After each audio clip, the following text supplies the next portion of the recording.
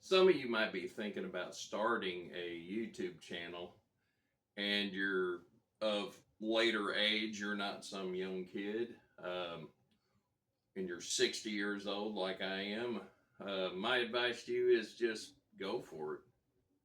It's not that hard. If I could figure it out a year and a half ago, I think anybody could. I mean, I also figured out how to sell stuff on eBay 25 years ago, and I've been doing it that long, since about '01, so 24 years ago roughly. I started selling guitars, stuff like that, and I've been doing it ever since. And it turned into a career because I've been doing it ever since. I'm wanting to say May of 2001, and I've done well at it. I've done bad at it at times, and it did this a lot. Generally it's stayed pretty steady. I've learned a lot. I know what to buy and what not to buy, and you make mistakes along the way. But I think it's very similar to, starting a YouTube channel. Go for it. See if you can get monetized. It's a challenge.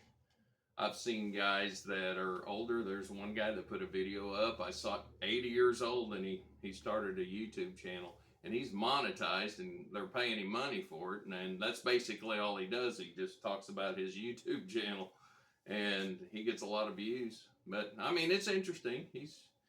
He's a little bit of a character. You can see it. 80-year-old starting a YouTube. Just put that in the YouTube search engine. You'll pull him up. He's gray beard guy, but he's doing well. Mine's mainly a guitar channel. I'm gonna probably go in a couple of different areas, here coming up pretty soon.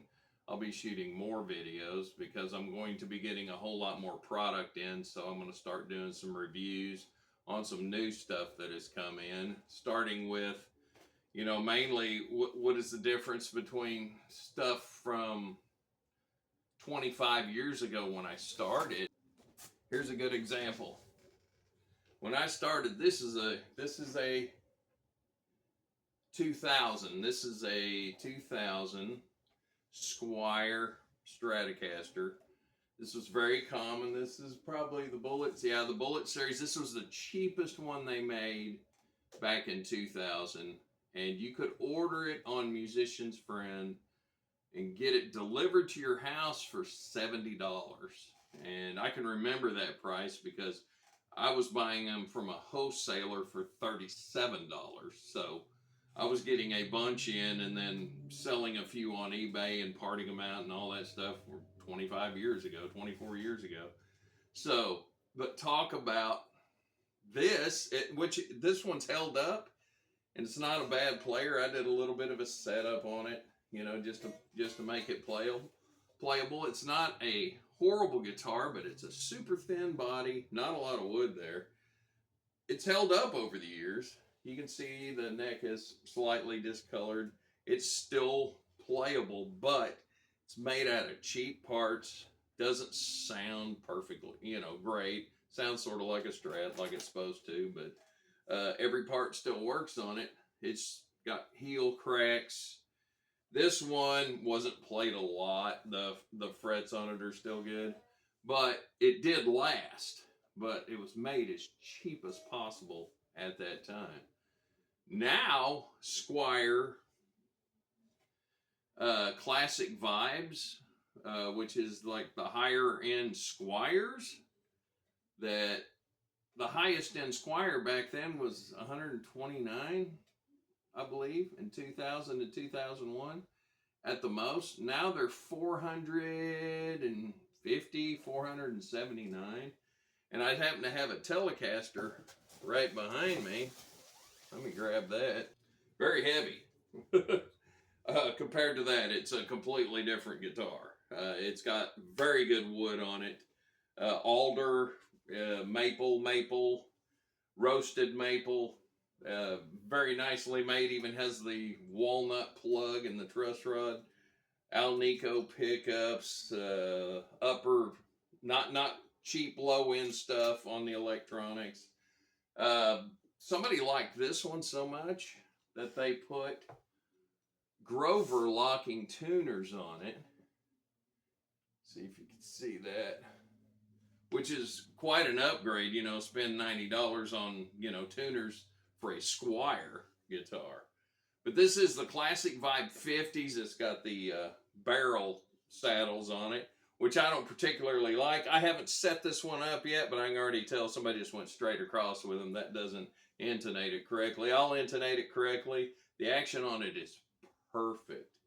I've never, you just don't, you didn't get that with these. They had sharp fret ends, and you had to do some work to them to set them up. So whatever dealer got those pretty much had to open up the box and do some, you know, pretty good adjustments on them to make them playable. They usually had to tighten the truss rod and stuff, and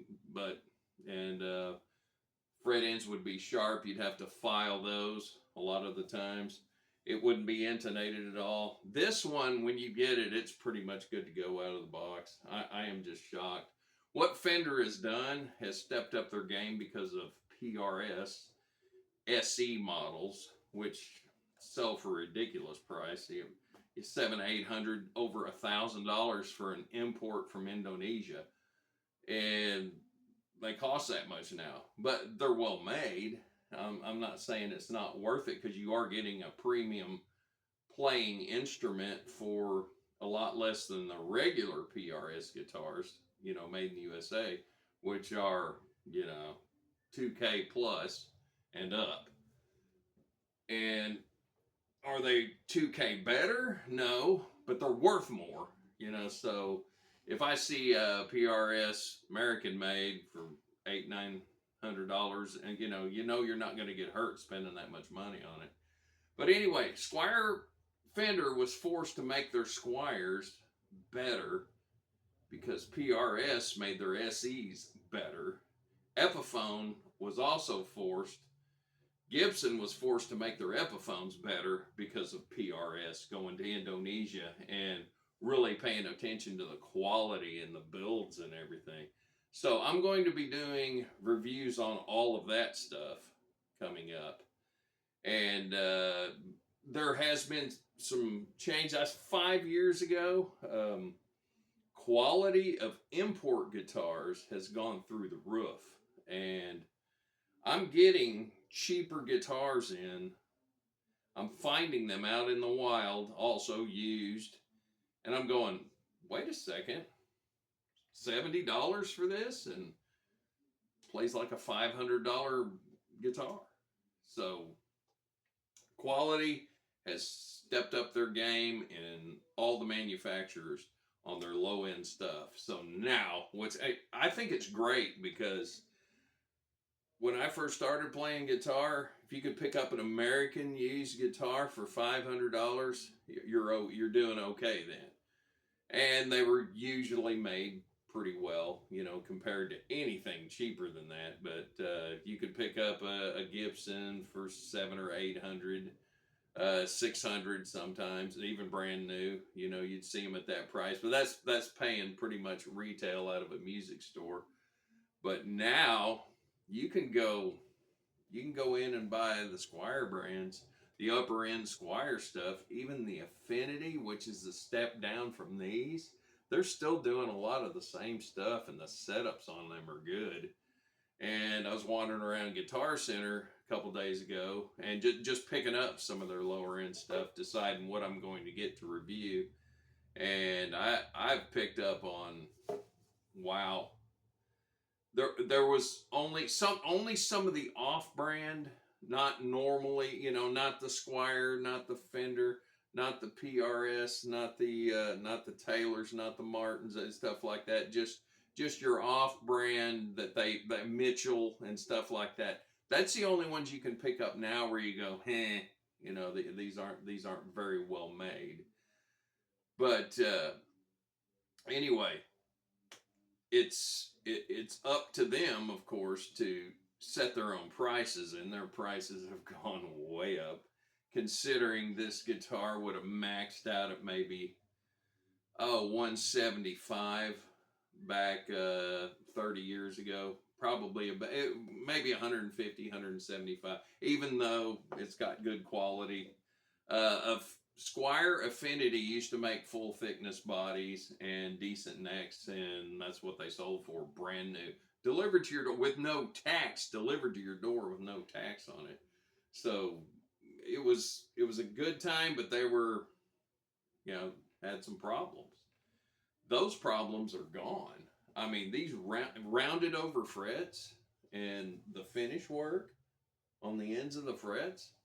And you never used to get that. You get them with an American made, but you wouldn't get them through Indonesia. But Mexico made ones better. It was a step up.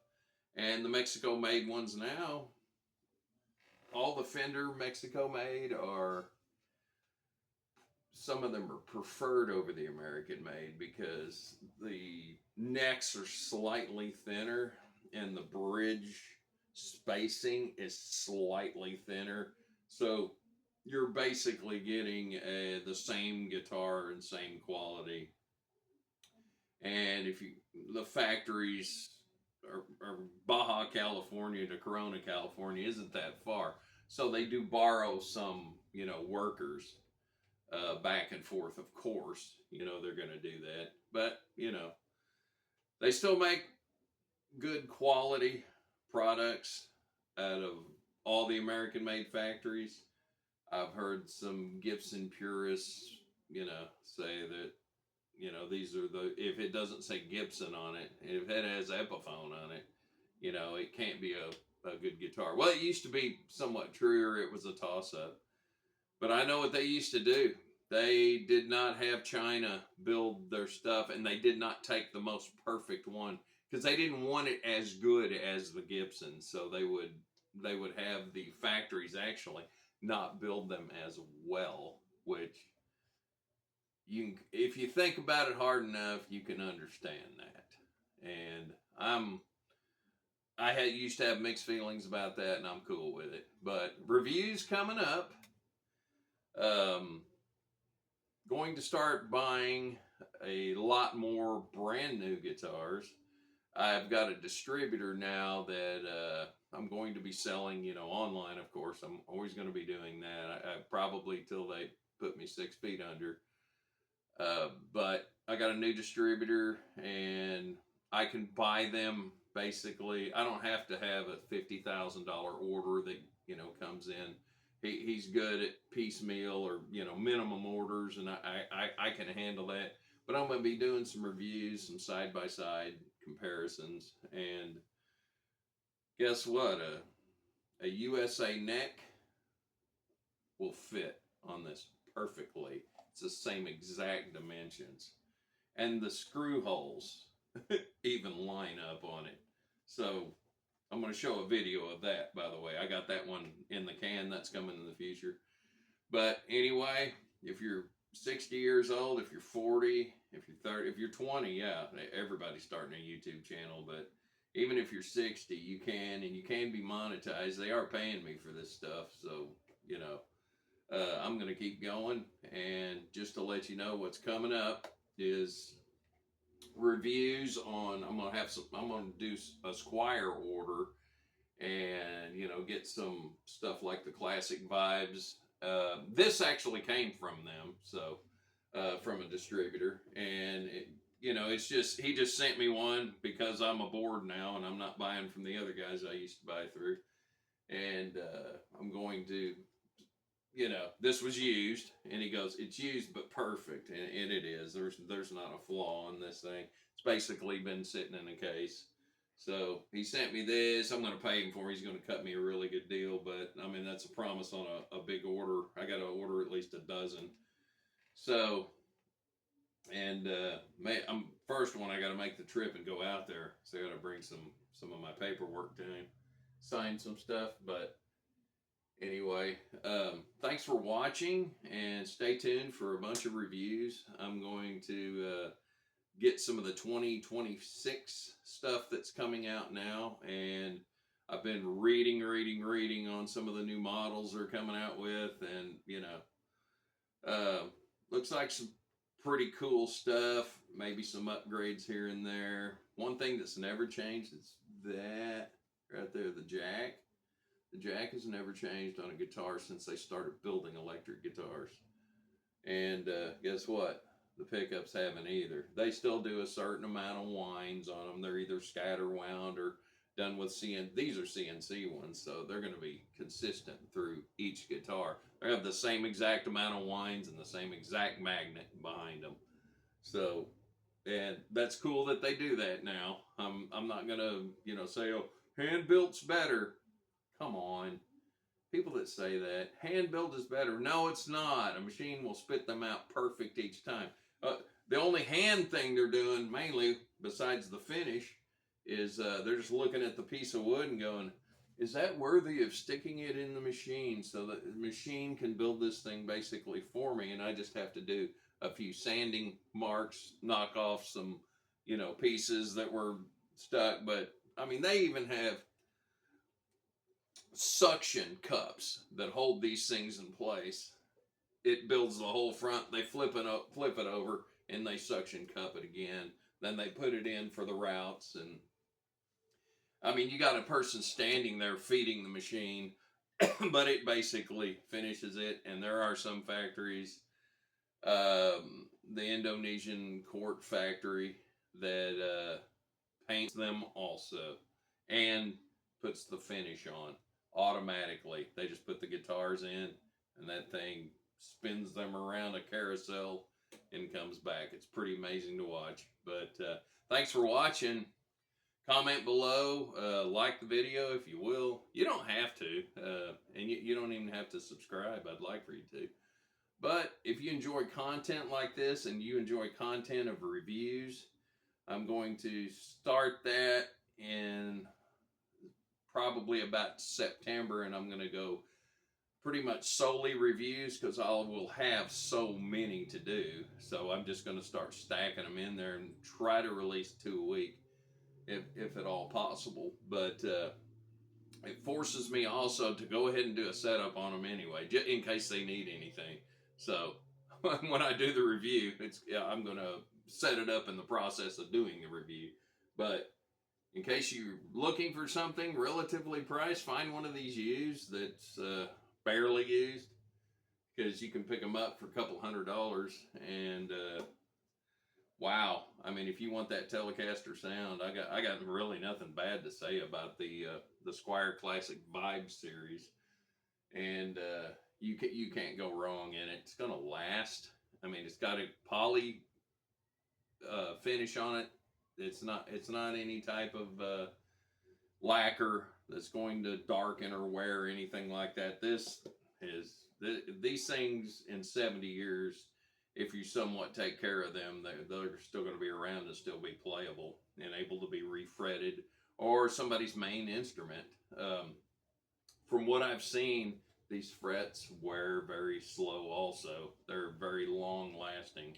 You can put a few years into it. If you were a regular musician, you made this your regular guitar, you'll be able to actually play this for forever. It could be your main guitar from here to eternity. Just, once you wear the frets down enough, just have another fret job put on it. And if you know somebody that likes to put stainless on it, put those on it, and it'll outlive you to the grave. You put stainless on them. But anyway, see y'all next week. We'll get started on some more reviews, and y'all have a good one. Thanks.